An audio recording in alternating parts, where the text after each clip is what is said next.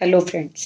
आज की कहानी उन लोगों के लिए जिनको समय पर समझ नहीं आती और जब समझ आती है तो समय उनके हाथ से निकल चुका होता है। एक राजा बूढ़ा हो चला था। उसने अपने महल में बहुत ही शानदार उत्सव का आयोजन करवाया। उस आयोजन में उन्होंने अपने गुरुजी जो जंगल में आश्रम में रहते थे उनको बुलवाया और उनके हाथों में स्वर्ण मुद्राएं दी कि जब आप यहाँ पर नर्तकी के नाच से खुश होगे तो ये उनको दे देना। वहाँ उन्होंने अपने देश की सबसे मशहूर नर्तकी को नाचने के लिए बुलवाया। उसके बाद उनकी बेटी और उनका होने वाला जो बेटा था राजा, उसको भी उन्होंने आमंत्रित किया। अब वो सब महल में बैठकर उनका नर्तकी का नाच देखने लगे। धीरे धीरे रात बढ़ती जा रही थी, 3 से साढ़े 3 बज गए। जो उसका तबला वादक था तो वो उसके हाथ धीरे धीरे कमजोर पड़ने लगे, उसको नींद आने लगी। अब नर्तकी इस बात से डर गई कि अभी तक तो सब बहुत अच्छा चल रहा है, अगर जरा सा वो तबला वादक सो गया तो महाराज हमें दंड दे देंगे।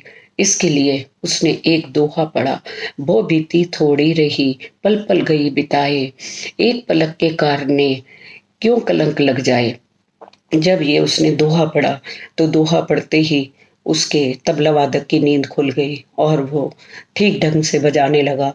लेकिन उसी समय जो उनके गुरु थे राजा के, वो पल में खड़े हो गए। तो सब एकदम से डर गए कि क्या हो गया।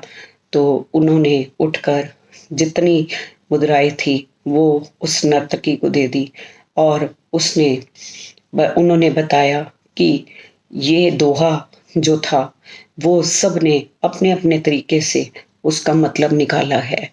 जब उन्होंने समझा कि मैं अपनी पाठ और पूजा और यज्ञ में लगा रहता था आश्रम में, तो ये मैं क्या कर रहा हूँ, यहाँ पर बैठकर मैं नर्तकी का डांस देख रहा हूँ, तो ये मुझे शोभा नहीं देता। वो अपना कमंडल उठाकर सीधे आश्रम के लिए निकल पड़े और उसकी राजा की बेटी वहां पर एकदम से उस दोहे को सुनकर खड़ी हो गई और उसने अपना 9 लखा हार अपने उसको दे दिया, नर्तकी को दे दिया।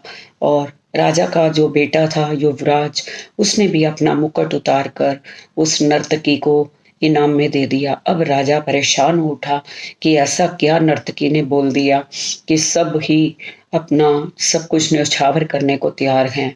तो वो नाराज होकर जैसे ही कुछ बोलने लगा तो उसी समय गुरुजी ने उनको रोक दिया। गुरुजी ने बोला कि ये नर्तकी ने जो भी बोला है सब ने उसका अपने अलग अलग ढंग से मतलब निकाला है। मैंने जो उसका मतलब निकाला था मैंने तुम्हें बता दिया कि मुझे जब मैंने ये सोचा कि ये इसका मतलब ये है कि इतना मैं यज्ञ करने के बाद आज यहाँ पर नर्तकी का डांस देख रहा हूँ तो ये मुझे अच्छा नहीं लगता। और वैसे ही उसकी बेटी ने बताया कि महाराज मेरी उम्र बहुत ज्यादा हो चली थी, आपने अभी तक मेरे लिए कोई लड़का नहीं देखा, आप मेरी शादी नहीं कर रहे थे, तो आज रात मैं आपके महावत से भागने वाली थी, महावत के साथ भागने वाली थी और शादी करने वाली थी। लेकिन इस दोहे ने मुझे समझा दिया कि बहुत बीत गई है, अब थोड़ी रह गई है, अब जल्दी से मेरे पिताजी मेरी शादी कर देंगे और मैं कुछ टाइम के लिए क्यों ये कलंक लेना चाहती हूँ। इसी प्रकार इसीलिए मैंने उसको अपना 9 लखा हार दे दिया कि मुझे वक्त पर समझ आ गई। ऐसे ही युवराज से पूछा गया तो युवराज ने बोला कि महाराज मेरी भी काफी अब उम्र हो चली थी, लेकिन आप मुझे सिंहासन देने को तैयार ही नहीं थे।